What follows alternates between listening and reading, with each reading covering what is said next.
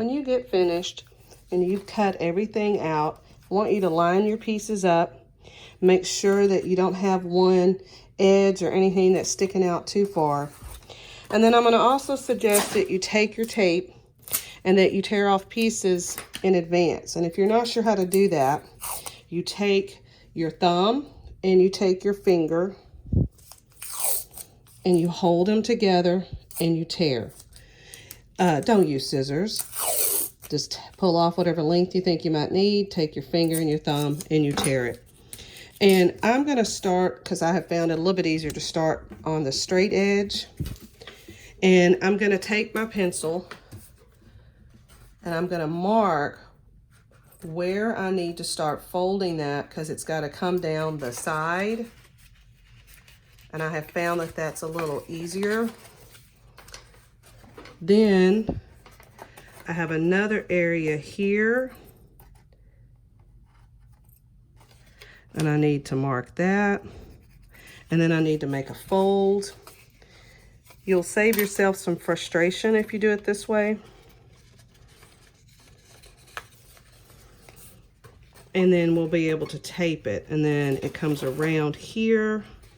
And then there's another little area there, and that's where my fold is going to start as it comes around my circle piece.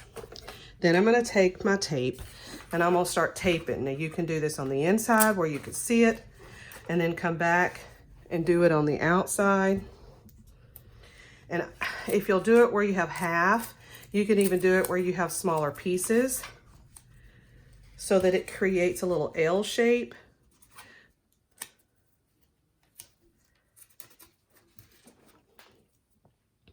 And then you have to do this all the way around.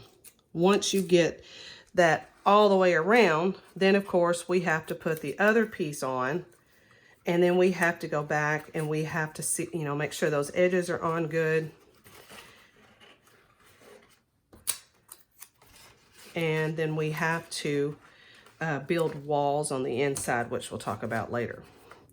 And then you're going to do this all the way around your sculpture. You can see that that was a little off there, so I just took the tape off and bring it around. This is why if you already have tape ready, all you have to do is just take it, get your piece, and still got a problem with that corner. There we go. And you're going to build your side walls. So I'm going to see, sometimes you may just want to put your tape on like that. Then get it attached. And then you may find, depending on your corners, depending on so many factors,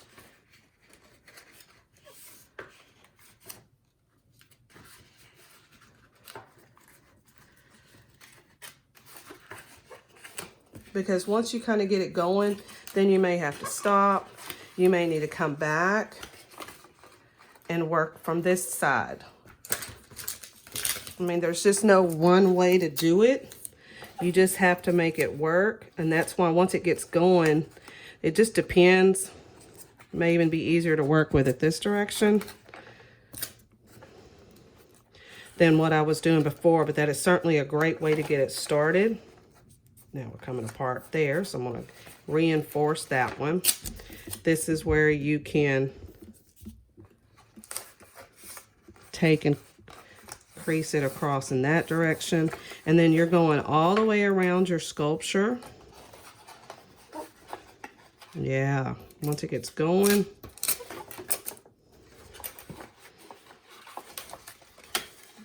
my strip was hitting something. So once you get it going, you can see that this is working much better than trying to work from the inside. Okay, all the way around. And you build your walls, and then let me show you that one real quick.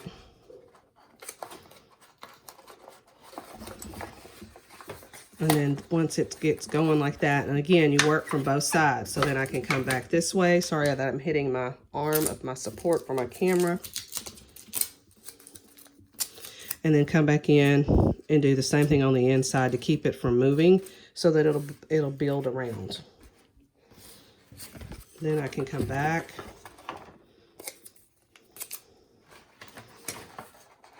And again, if you'll take and either bend it before or work on a curve before, it's much easier to get it to go in the direction that you want because you're working with paper.